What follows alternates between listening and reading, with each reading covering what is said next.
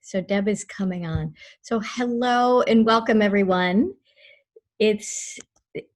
I'm Dr. Sheila Kilbane. I'm here in Charlotte and I am an integrative pediatrician, and we extremely excited. We have to have Dr. Jeff Williams here, and he has got, I'm going to read a little bit of his bio, but he's got a very impressive background in microbiology and research and teaching, and as well as in the business realm and startup realm. So tonight we're going to talk about a product that his company has developed, and we're also going to talk about kind of this reentry, because we're living in this world, this COVID, which, none of us have ever seen anything like this before. And so and then I know people are starting to get a little bit of anxiety because we're going to start to socialize again eventually. And when Deb, our integrative pharmacist, learned about this product, we started doing a lot more research and really thought this is impressive. And it's because it's so natural and it's not as toxic as some of the other cleaning agents that we might use for everything from the coronavirus to other viruses and bacteria. So Dr. Williams,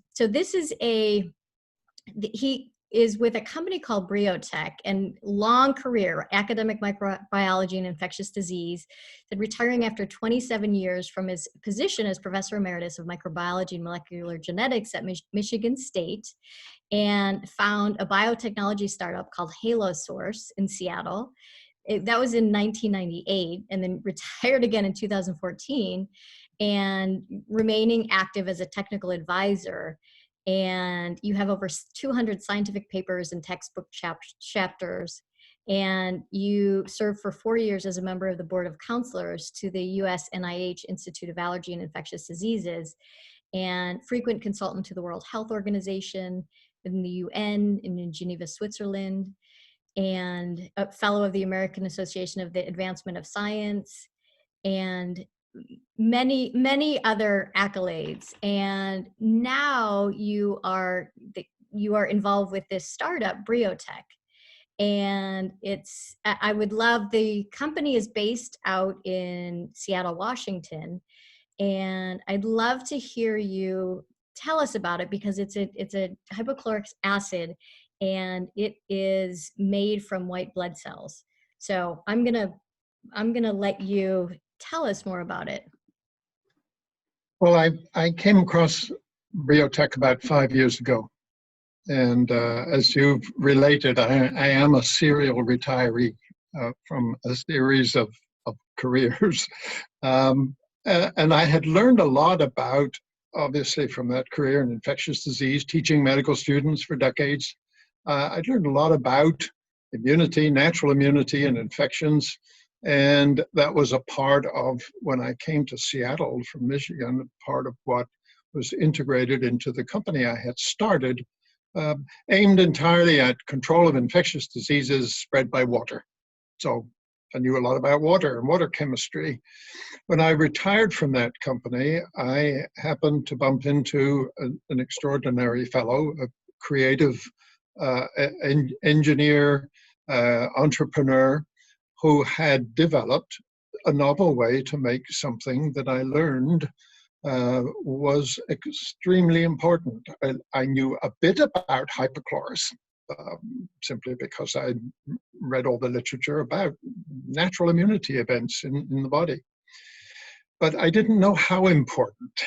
And I've come to realize over this time that our lives depend on it. We make this substance as the first line of defense. And when we respond to insult, injury, infection, we make hypochlorous. We make it in our white blood cells. We make it on demand.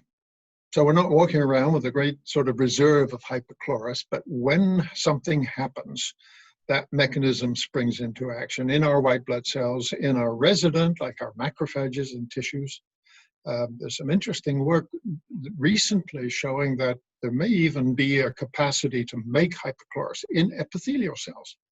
So it might be even broader as a defense mechanism than just part of our natural immunity mediated by blood cells. And we make it because it's powerfully antimicrobial.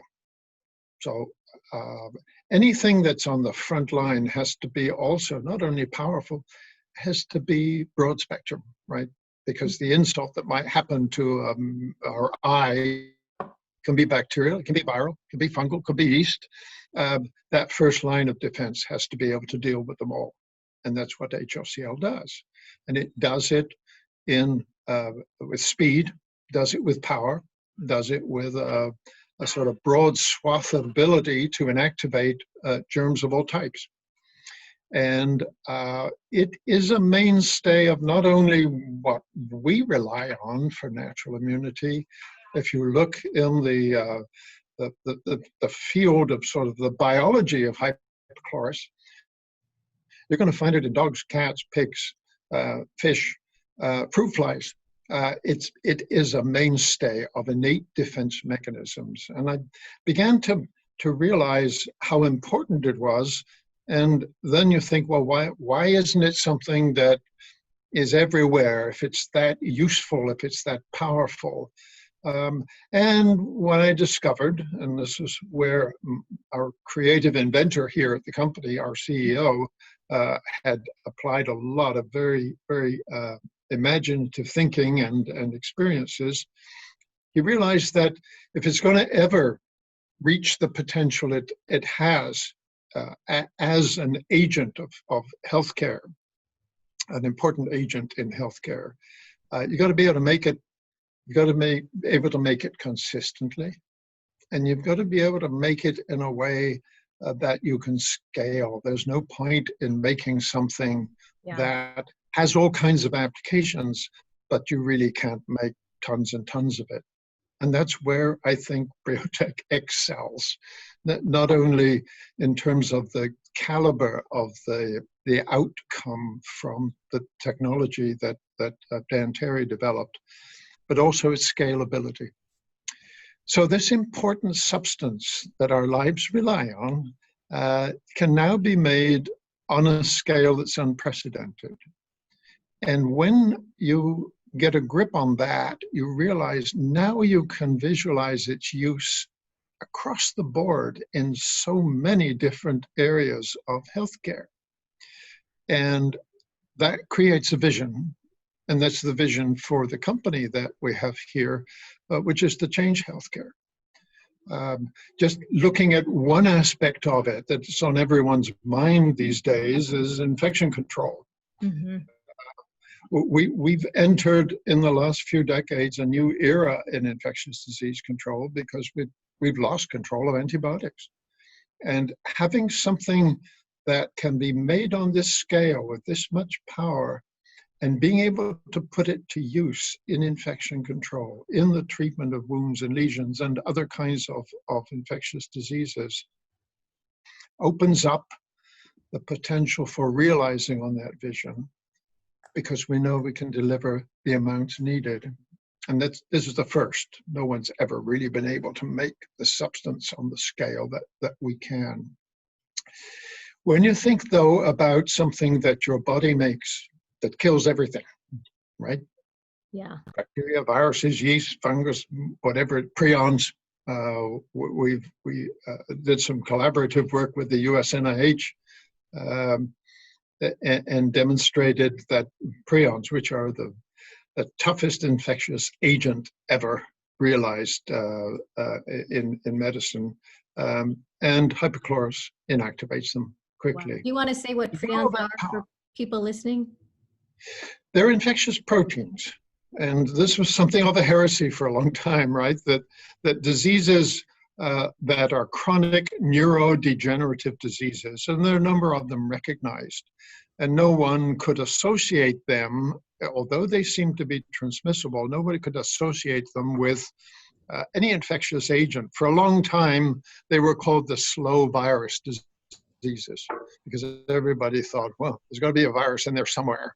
And they develop over many years in animals and in humans. And then, a quarter of a century ago now, Stanley Prusner, who won the Nobel Prize for doing this, discovered that in fact they were infectious proteins, that you don't need DNA or RNA. You can transmit with a protein, and that protein induces, a bit like a rogue elephant, induces changes in other proteins and makes them become rogues too. And that whole process has been one that sort of confounds many of the principles of biology, sort of heretical to think about something that can be transmitted and propagated without any DNA, but that's what prions are all about. They've been notoriously difficult to control in medicine. They resist all forms of disinfection. They resist autoclaving. All the kinds of things that we routinely rely on as a means of ensuring sterility, they don't work with prions. HOCl inactivates them quickly. Interesting. So can you, one of the slides that I just watched of you talking about it was of a macrophage, so a white blood cell, and there was a staph bacteria. And you can see the macrophage just going and secreting the HOCl and just basically dissolving the staph bacteria. That's right. So when you're talking about these prions, because the common disease people know of is mad cow disease, right? That's right. Yeah. From a prion. So that's these things that are so tough to kill. And when we're talking about this COVID virus, this is, we know that we need 70% alcohol, or we need hydrogen peroxide, or we need Clorox. And so I know that the Briotech hasn't been studied. Would you explain that, so that the Briotech, about the different viruses and these envelope viruses that... Yeah, there's in the world of disinfection, there's a kind of a hierarchy. At the pinnacle of the hierarchy, the toughest thing to kill in all of medicine is a prion. Anything that survives autoclaving is pretty tough, right? Yeah. And then there's a hierarchy of organisms that are more and more susceptible as you go down the scale to the really wimpy ones. And the wimpiest are at the bottom, and that's a group of viruses that variously go by the name lipid viruses or enveloped viruses, and that's where corona belongs. So this for all the devastation coronavirus, this COVID-19 virus is causing, it doesn't have characteristics that should make us fearful of it being disinfected. It has a lot of other characteristics and some nasty habits it's picked up, but resistance to disinfection is not one of them. And that's why I think we've heard a lot lately about most of the common disinfectants, the ones that are used in hospitals on a routine, are acceptable as inactivators of corona.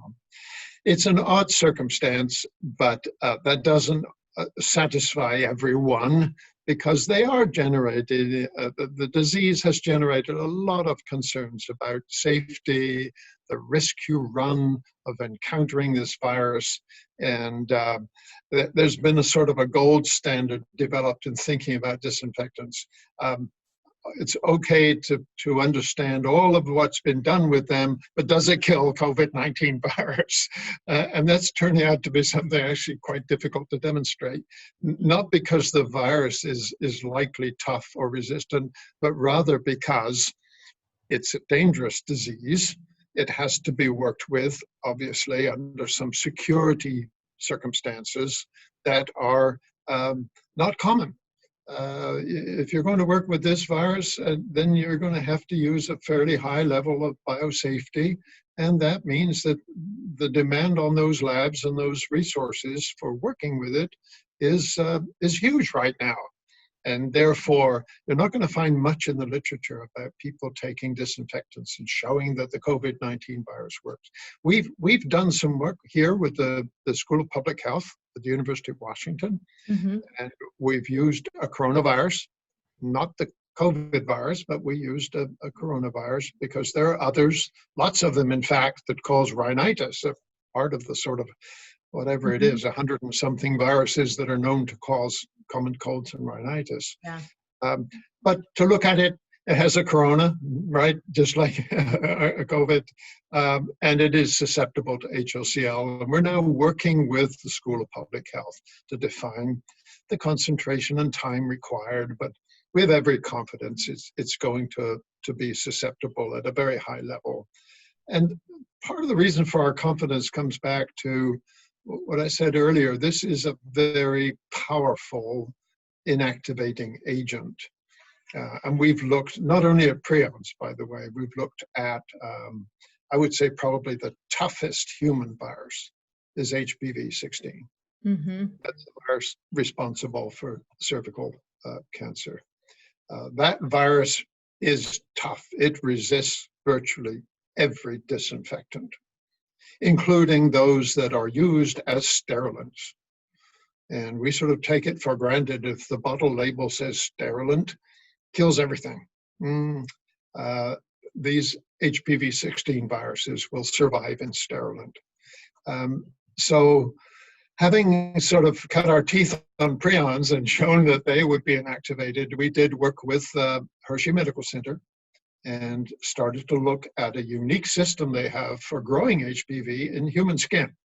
They actually make little organoids, islands of skin, and grow the virus.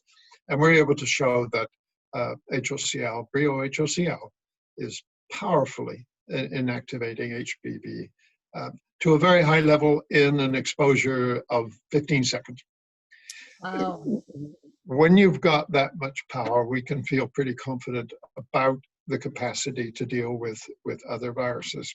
But I want to go back to the other side of the coin. When you start to think about hypochlorous as an amazingly potent tool in inactivating microbes, what then? It kills the staph in that macrophage you were watching, right? The macrophage spotted the staph, enzymes created HOCl, and it killed the staph. Now you've got HOCl. It's an absolutely undiscriminating agent. It will react with proteins on the surface of a staph, but it'll react with proteins in cells that you make too. And here's where I think is just the marvel of Mother Nature. Mother Nature surrounds that HOCl with substrates, with things that it can interact with that result in good outcomes. And those good outcomes are the triggering of a whole cascade of healing events and restoration events, all of which make sense, right? The HOCl is on the front line of your response to insult and injury. It slays the offender in the case of that staphylococcus that the phagocyte saw, and then it starts the process of healing. And this is where I think the biology of HOCl is so interesting, and why I think our HOCl, which is virtually identical to what's made in that macrophage, and most HOCl products are not, but we make it in a very pure form, its potential for triggering good, for dealing with injury, for triggering events that all of them, when you stop and think about it, are important to healing. Increased blood supply.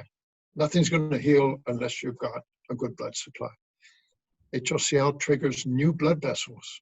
It triggers endothelial cells to proliferate, to move and form new buds on vessels, so a new blood vessel forms. It moves macrophages in to clean up the mess created by the injury. It stops. Let me just say one thing. So macrophages are, that phage means to eat. So they're these white blood cells. They literally go in and they gobble up what tissue, debris, bacteria, whatever in the body needs to be dealt with. Yeah.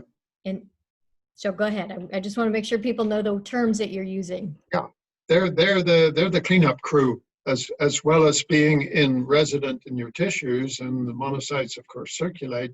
And they attack invaders, but they're also the cleanup crew. And they mop up and carry away things that are offensive. They also take bits and pieces and feed them to your immune system. So HOCl, through that process, is actually augmenting your specific immune system.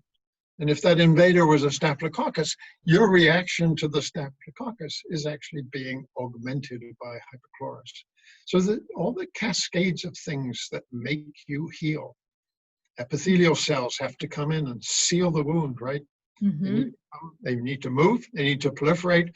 All that is triggered by the reaction products of HOCl. And it's a marvelous way to deal with, there's a group of biochemists in New Zealand who study hypochlorous and the physiology of it. And they call this living with a killer. You have the best killing agent in the world at your disposal in dealing with invasion and infection, but you also have that killer turning benign by creating products around it in the cells that are important to healing and restoration. And that's a part that in a way is that people have a hard time getting their mind around it, that you can have something as powerful, as natural as HOCl in protecting you against infectious agents, and yet it can turn its hand to helping you heal. And we have just extraordinary experiences with the healing process. And we see it improving the rate of healing, enhancing the recovery at wound sites, and therefore finding an extraordinary range of opportunities for this natural product in dealing with, say, burn victims, lesions, accidents, trauma, infections at lesions. Everything across the board benefits from HOCl. And applying it topically, applying it to the tissues, turns out to be you're basically turbocharging the HOCl role in protection and healing. You're providing more than the body can, because sometimes the staphylococcus wins.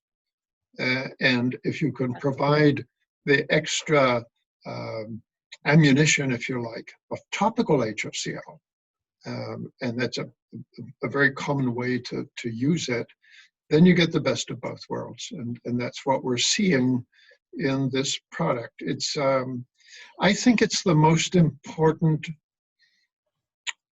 natural product of the human body that can be made industrially. I don't really think there's anything to compare.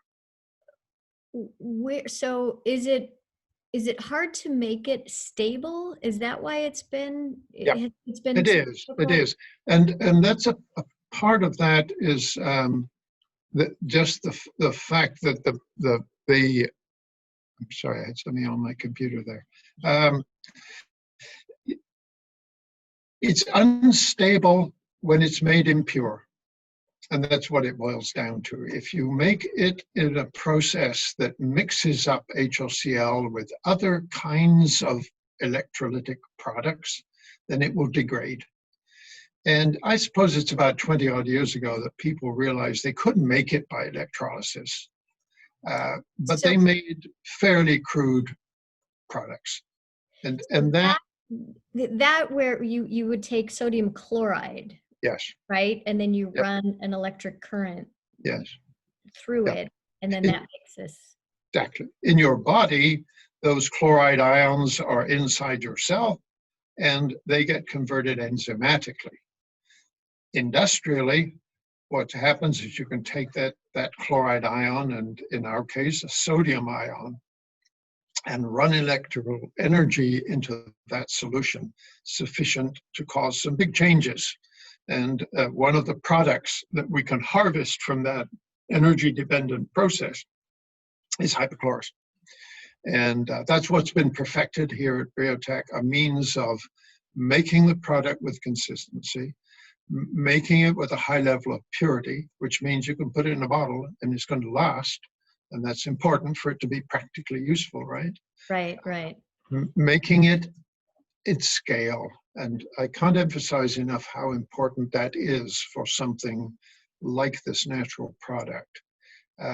I've been a consultant to pharmaceutical discovery in infectious disease for a long time.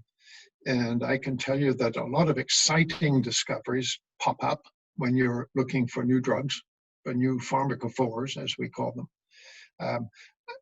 The excitement dissipates when you find you can't make them. You can't make, you can make a few grams, but making it on a scale that makes it practical is often where you hit the wall, and that's where your discovery just drops off the radar screen. I realize this as a key part of business success that would have to come out of getting HOCl into the wide world. You've got to be able to scale it. And that's where a particular set of insights here at the company came to bear from the very beginning. And I think this was a unique mindset that Dan Terry brought to the challenge of making HOCl available. He came at this from an engineering point of view, from the challenge of making something on a scale that was worthy of considering changing the world. And that was a unique insight. Other people have come at HOCl from all kinds of angles, but they've never really thought about, if this is going to change the world, we got to be able to make container loads of it. And that's what we do here. And even so that it doesn't react with the container that it's in. You know what I mean? If you take something and it reacts with what the bottle that you have it in. I mean, this is Nobel Prize-esque, is from the way that I look at this, because it's so, from everything that you're talking about, we use topical antibiotics for so many different things that end up requiring oral antibiotics, because maybe whether it's a burn, a wound, oral health, there's a question about oral health, eye health. I mean, even things like impetigo in kids, eczema in kids, they have a higher bacterial count on their skin. And the fact that you can spray it on the skin, even with an open abrasion, which is in fact what it can be indicated for, it's revolutionary. Yeah, it is, when you can envision being able to use it for all of those applications. There are other companies and other scientists who've made HOCl in different ways and have been able to make a pure stable product, but not at a scale that enabled them to realize a vision. And that's where this all has to come together. And I truly believe that it's unprecedented to have this capacity to make a product on a scale that fits so many of those needs that you've just identified: lesion management, burns, eyes, oral health, extraordinary benefits to oral health. But if you're going to realize that vision, you've also got to realize the potential of a manufacturing process that can deliver. And it's really exciting to be a part of this. Yeah. Oh, yeah. That's why we were so, and Deb is on here now. She had a little technical difficulty, but I'm going to pop her onto the webinar,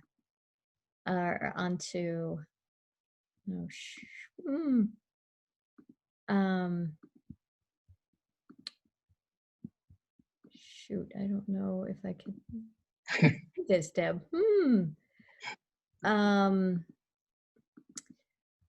All right, I will work on this for a sec.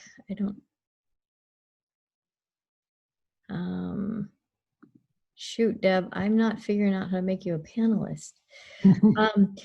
So I will work on this while we're talking. But would you speak a little bit? Well, would you speak a little bit about oral health and how, and the applications of this with oral health? Yeah, I actually think that one of the applications of hypochlorous that can deliver the most good is in oral health. And this is because, and actually there were some quite pioneering observations made at the USC Dental School about a dozen years ago on the likely benefits of what we call oxidative chlorine, chlorine in that state where it is electron hungry and will oxidize. And they made some observations. They were, I suppose, looking back on it, a bit crude. They used bleach. They used hypochlorite bleach, which is a quite toxic form of oxidative chlorine. But they were convinced, because they knew about hypochlorous, they were convinced that events in the mouth that were chronic, gingivitis, periodontitis, that those would benefit from periodic exposure to oxidative chlorine. And a bit of a gamble. I think the fact that it was the chairman of the department whose idea it was probably made it happen. But they showed very convincingly that there was benefit. Even from something with quite a high level of toxicity to it, it nonetheless turned around chronic lesions, and they could measure these.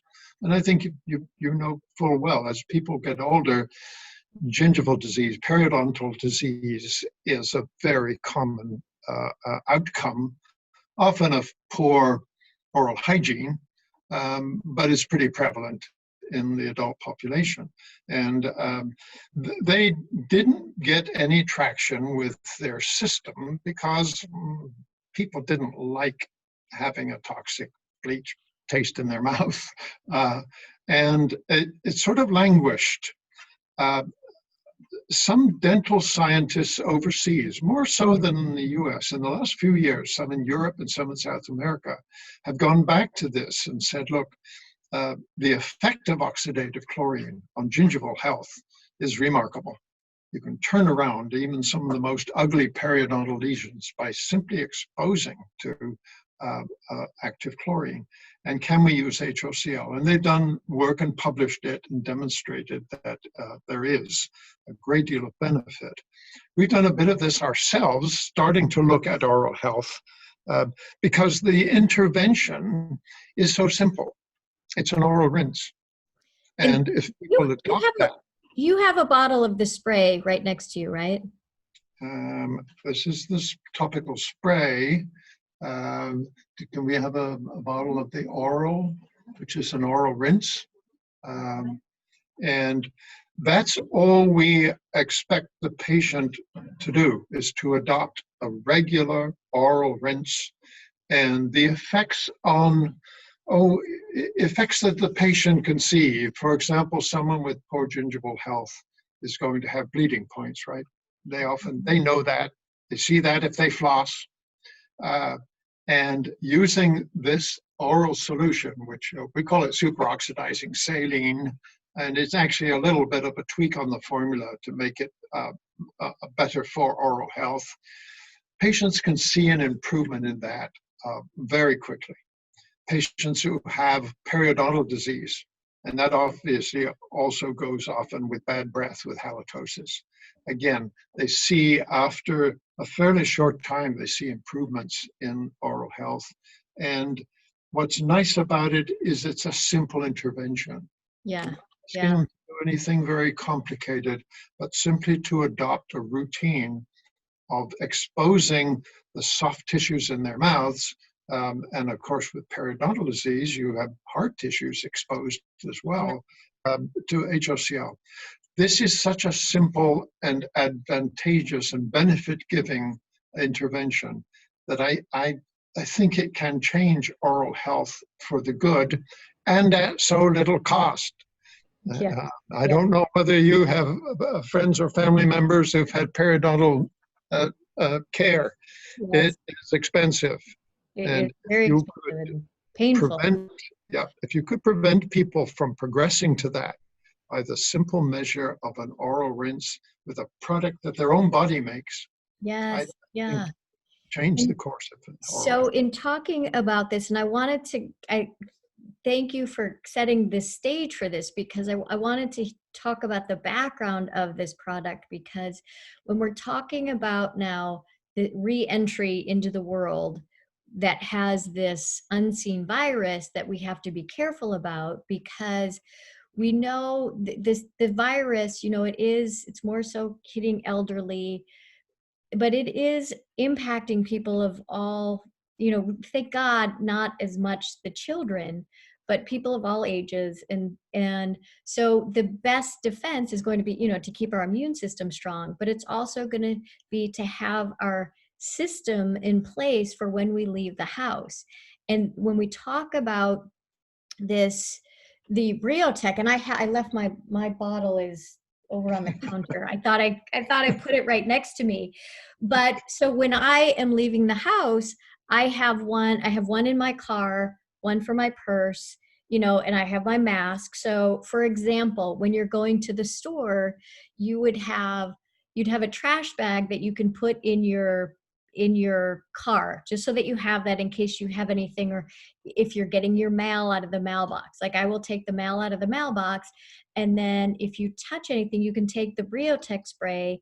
You can spray your hands, you can spray the steering wheel, you can spray your face. That's the part that I like about this, because we know that this coronavirus, this COVID, it enters through our mouth and through our nose, which is part of also why we need to have masks, because then that's going to prevent us from touching our hands to our face when we go out. But the bottom line is that this COVID is it is killed quite easily with the proper antiseptic. And even though you don't have any direct trials of this hypochlorous acid with it, we can extrapolate that most likely this is one of the agents that will kill it. That's very true, and it's part of our confidence in doing what we do, because everybody in the company and all the family and friends are dependent on it at this time. I'm obviously in the age group that's extremely vulnerable to it.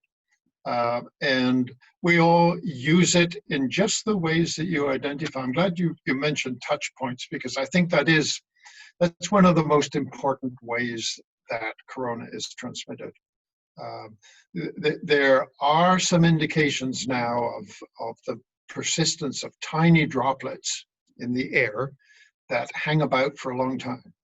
But most of what we think is happening is those large droplets that are coughed up by a patient who's afflicted. They land on surfaces, and then you touch them. And what's clear, I mentioned earlier that this corona has picked up some nasty habits. One of them is it's extremely infectious. It's obvious you don't need to encounter very many viruses in order to get infected. And that's because once it gets anywhere around your mouth or your nose where there are receptors, its capacity to bind to the receptors is extraordinary, very high affinity. And that means you don't need very many virus particles, and that's why getting it on your finger and touching your nose is enough. So we use it in just the way you described, Sheila. We use it on contacts that we're going to make. Everything in the supermarket is contaminated by somebody else's germs. The handle on the supermarket cart, the touchpad you have to touch these days very often is contaminated, and so none of us would go anywhere without our Brio. But we use it in another way too, and that's a bit as you described. You're obviously being exposed on the face. We spray our face, we breathe it, because you can breathe it. You can breathe in the vapor from either the spray or the nebulizer. We use nebulizers. It's a very gentle isotonic solution that inevitably, when you breathe it in, is going to kill viruses up your nose. We know that. That's the mode of action against all the other viruses, which are much harder to kill, by the way, than corona. So I think we've got a tool here that gives us, in talking about our product, even though not all these clinical studies have been done, gives us a lot of confidence that we can do good by using it in that preventive way. So many advantages flow from something as powerful as this. that doesn't have any of the drawbacks of synthetic pharmaceuticals. An antibiotic, for example, from day one is selecting organisms that are going to resist it. And when you have something that acts in the way that HOCl does, you don't select for resistance. You're going to have just as much effect or power with it in 10 years' time as you have today. And when you think about Mother Nature and evolution, if it's there in fruit flies and dogs and fish and cats and us, it's pretty good stuff.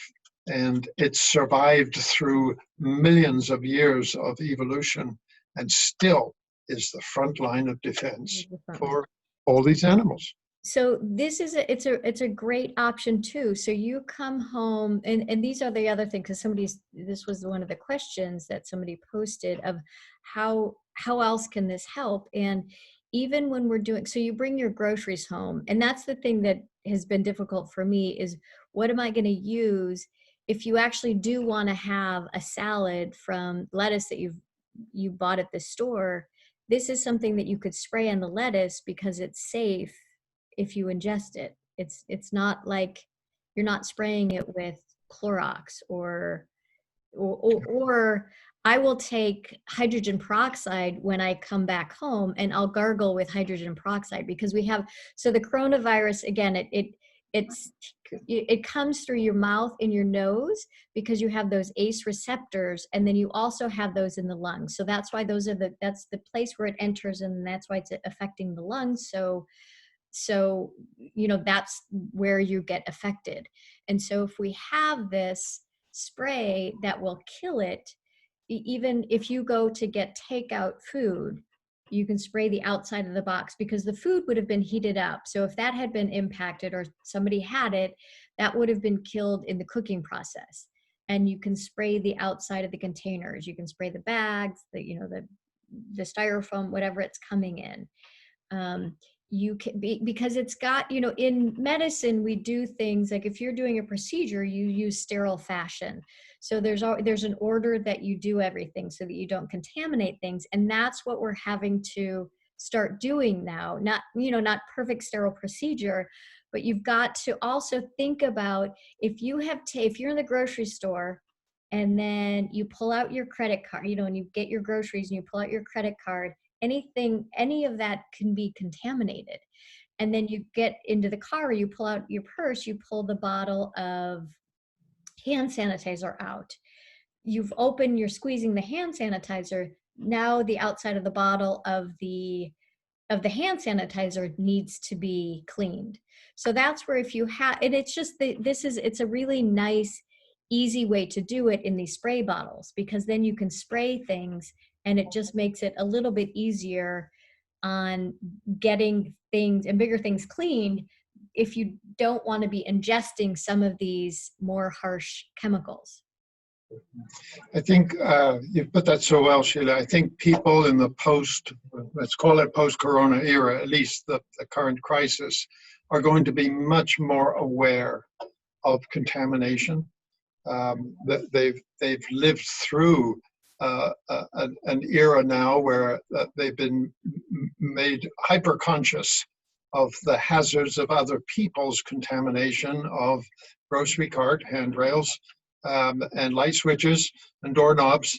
And I think that's going to be a big change in our lives going forward. I think we're all going to be looking much more carefully at the potential sources of dangerous pathogens. And we're going to be looking for tools that don't belong in some of that sort of harsh and toxic set of chemicals that are traditionally used. And again, this is where HOCl occupies such a unique position, having both the power and yet the benignness to be able to think about spraying it on your face and in your eyes. There's nothing else you can really do that with, right? You're not going to do it. There are many, many agents that will kill coronaviruses, but you're not going to spray them in your eyes or in your mouth. And this is that unique combination. I think that we sort of shake out the applications of HOCl into those that affect the environment around us, right? We're going to spray our tabletops or our handles or doorknobs or our food. You can spray it on that lettuce and be confident that you haven't done something that's going to alter the taste or make it dangerous. And then there's the other set of applications, which is on ourselves, in our mouths, in our eyes if we have an infection, on that impetigo lesion on the child. Those are, to my mind, quite an extraordinary sort of combination of benefits that can come about from a single agent. And that's why I think we're taking a lot of pleasure in having brought the technology to this stage and being able to see a vision that can be realized with a product like this. Yeah, yeah. And one of the things, could you speak a little bit more about the nebulizer? Now, is that something did you have to get FDA clearance? We haven't, and there are paths to do that. One of the reasons why we haven't most recently is that things are moving very fast, and getting regulatory approvals for any kind of delivery system is often a multi-year process. Mm-hmm. We've got enough confidence that we've adopted the practice ourselves.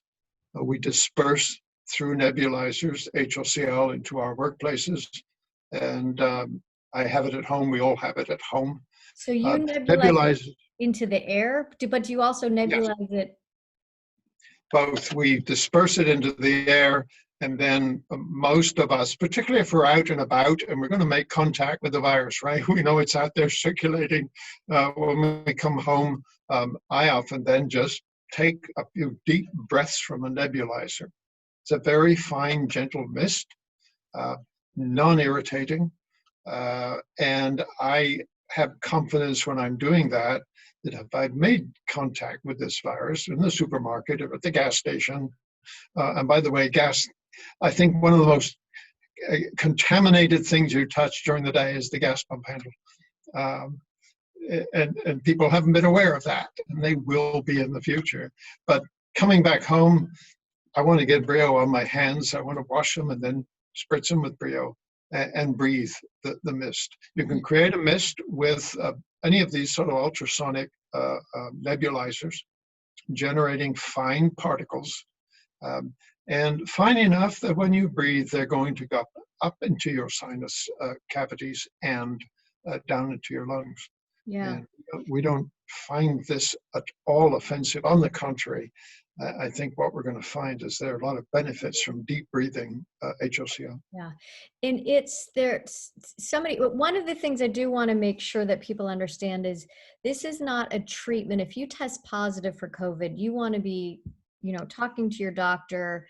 You're not just nebulizing this and drinking this, or this is to kill it outside of your body to protect yourself from getting it. So if you get COVID, you want to go through the proper medical channels in order to treat yourself. So just I want to be clear about that. Someone else is asking though, Laura's asking how, and I think this is a very good question, Laura, is how is it distinguishing between, because we need a lot of bacteria, whether it's in our nasal passages, our oral cavity, our gut, we have bacteria that we need. So how is this distinguishing and not killing some of the good healthy bacteria that are supporting our immune system? It doesn't distinguish. But then if you take a broad spectrum antibiotic, it doesn't distinguish. My view on this is when I've got something wrong in my eye, and I may have a normal microbiota there, right? Or in my gut or in my ear canal. When I've got something wrong, I've got some bad actors that are dominating, and I'm not going to get the normal flora restored as long as they're there. So what HOCl does, just like many other broad spectrum antimicrobial, it whacks everything, and that, particularly in the case of say broad spectrum antibiotics, can lead to some problems. HOCl is much more benign. It's fast acting. And that's something that we haven't touched upon. It acts lightning fast, but without residual. So it will take down bad bacteria in your gingival sulcus that are causing a problem, along with some of those that will repopulate that area. You won't get repopulation with a microbiome, I think is the currently fashionable term. You won't get that natural microbiome restoration as long as the bad bacteria have dominated in that site. And the gingival sulcus is a good example. It's prone to let some things proliferate that are really bad for gingival health. And you're going to have to get rid of them all in order to get a normal biome reestablished. So not discriminating, but in taking down the population that's causing the problem, the conjunctivitis or the sinusitis, it enables healing. And remember, the routine exposure of tissues enhances healing, and it enables that normal microbiome to get restored into that site. So it's a very important aspect of it too, because as with antibiotics, this should be used judiciously, and not, you don't want to start drinking it or anything like that, because then you're going to start to kill the good healthy bacteria in your gut. Yep. So spray it, because we also do need, we have bacteria on our skin, we have certain colonization of bacteria, whether it's our sinuses, our mouth. So we do want to be careful that we're using it in the correct way. Oh, I think it's not an exaggeration to say our lives also depend on bacteria. Yes. We all have a natural population that likes to live in our ear canal or in our gut or on our skin, and they belong there. And they're part of a sort of commensal relationship that goes on through life. And there are healthy microbiomes and there are unhealthy ones. And when the balance shifts towards things that go wrong in your skin or in your ear canal, HOCl is a great way to deal with that. Yeah, very good. So I wanted to see if there are other questions. I cannot seem to get Deb on here. Deb, I don't know if maybe we could if I could unmute you, but are there other questions on here? And all right, can you purchase a nebulizer from your products? You probably don't sell nebulizers, or which product would you use if you were going to nebulize it? There are a number of ultrasonic nebulizers that are popular on Amazon. I think that they deliver a well-controlled stream. You can determine how much of a mist or a fog you want in the space around you. And they aren't terribly expensive. I think probably about $50 gets you a nebulizer that will do a great job in a living area. Very good. And will ingesting this on food destroy gut healthy microbiome? I think that we don't know much about what happens in ingestion, but on the whole, given the biomass of what's in your stomach, by the time you've swallowed it and got to your stomach, the likelihood is that it's inactivated. Remember, it reacts with everything. We're not taking in, either when we ingest it or spray it, a large amount. We're talking in terms of parts per million. That's how potent this is. But the fact that it reacts with all kinds of chemical components of your body means that its survival through your gullet and stomach and onwards is very limited. Yeah. But the thing with spraying it on food, what I would recommend you do is you spray it and put it in the refrigerator and not eat that food for a couple of days. Even if it's a veggie or a fruit, it should last that long. which will be very helpful, so that then you're not ingesting it directly. So the hypochlorous acid would have done its job by that time, and it won't be like you're ingesting it. No, it dissipates very fast. So it should be Is fine to spray Yes, food and and then, remember the end products of it. In the end, it will revert to sodium and chloride. So you have added to the lettuce a tiny amount of sodium chloride as the end products. Completely innocuous, but think of it as acting lightning fast, but not leaving a residue of action. So I think that, and that's not a common trait in antimicrobial properties. And in particular, the fact that its natural origins in ions within your cells, it reverts to those ions. yes, yeah. And it's another one of those things of how nature does things so much better.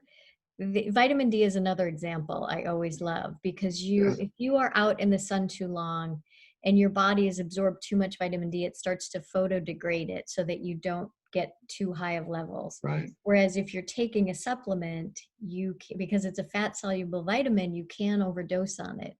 And it's just our bodies, we can never, it's very difficult to recreate what nature does. And this was just another reason why we got so excited as we were learning about this product, because it is, again, using it judiciously and in the right ways. I think it can really help us. I know that I feel less anxiety when I'm going out to the store or shopping or whatever I'm doing, when I have it with me, because I know I can spray, and I also have my hand sanitizers, and we still want to be doing really good hand washing. But even in, like, Deb, our pharmacist, when she has to take her daughter to get allergy shots. So they have their masks and their gloves on. And when they leave the doctor's office, they spray the mask, they spray the gloves, go back in the car, make sure that they've cleaned everything off. And even boxes, when you're getting packages from Amazon, all of these things, you can, even if you can leave the package outside for a couple of days, you can spray it and then leave it out there. And it just is a little added insurance to help us, to help it keep us safe during this time. And I think that's going to be ongoing, Sheila. I think, as I said earlier, I think the awareness now has been raised. We know that there are some ugly things that can be transmitted so readily between us. And I think that heightened awareness is going to lead to a demand and expectation of safe ways to deal with it. And I think HOCl is one of the safest ways that you can approach dealing with that proper anxiety about exposure to other people's disease agents. Yes. Well, this has been, I think I may stay on here for a little bit and we'll answer some more questions, but we won't keep you any longer. But I appreciate this so much. We have one last question. Is it safe for pets to breathe in if you're using it through the nebulizer? Yes, yes. Remember, I mentioned that it's in all branches of the evolutionary tree, and the white cells in your dog make those macrophages in your dog's blood do exactly the same as that macrophage in the video you watched, Sheila. They have the same enzyme systems, and they depend on HOCl to the same degree. And there's actually a decent market there for wound care in pets that is based on HOCl, topical applications of HOCl. Yes, yeah. And I'll send you all, we have, the company sent me a link. They're donating a part of their proceeds this month for autism awareness. And so I'll post that link, and then we ordered a couple of cases to our office, and we're not shipping it anywhere, but if anybody in Charlotte wants to come to the office tomorrow, you'll be able to get it. We just wanted to have some so that we can use it for local people in Charlotte and for the families in our practice. But I so appreciate your joining us, and I'll have to come the next time I'm out in Seattle when I'm able to travel again. I'll have to come to Woodinville and check out the Please do facility. that. That would be a great pleasure for us to host you here. Thank you. Thank you. I appreciate it. Well, have a great evening. And like I said, I'll stay on for a little bit and I'll answer some more questions. But thank you, Dr. Williams. I appreciate it. Thank you for the time, Chief. Bye Absolutely. now.